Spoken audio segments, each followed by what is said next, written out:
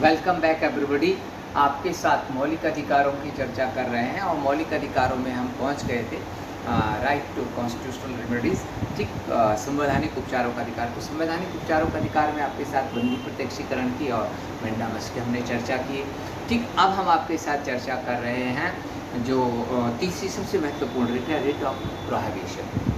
ठीक है, इसको देसी भाषा में स्टे ऑर्डर कहते हैं। और आपको पता है ये सारी रिट हमने कहाँ से ली है? ये सारी के सारी रिट हमने ब्रिटिश कॉन्स्टिट्यूशनल सेटअप से ली है। ब्रिटेन में ये जो रिटें होती हैं ये महाराज किंग यानी कि क्राउन के नाम से जारी की जाती हैं, लेकिन हमारे यहाँ पे ये सर्वोच्च न्यायालय के द्वारा जारी की जाती हैं। अच्छा, रिट ऑफ प्रोहिबिशन क्या है? रिट ऑफ प्रोहिबिशन का मतलब है कि किसी व्यक्ति को या संस्था को कार्य करने से रोकना, जो कार्य वो कर रहा है उस कार्य को। ठीक, प्रोहिबिशन का मतलब निषेधाज्ञा इसको हम कहते हैं, तो मना कर दिया जाता है। अच्छा, इसमें जो मेन चीज़ है वो ये है कि ये क्यों जारी की जाती है?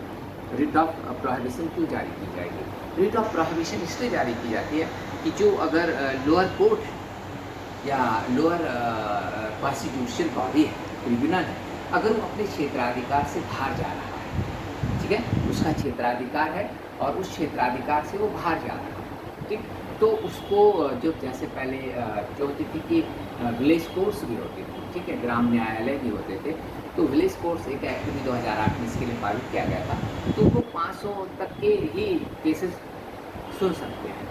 लेकिन अगर विलेज कोर्ट ने 500 की जगह 2000 रुपए की चोरी का केस सुन लिया, तो ये क्या हो गया? ये उनके ज्यूरिडिक्शन का अतिक्रमण हो गया।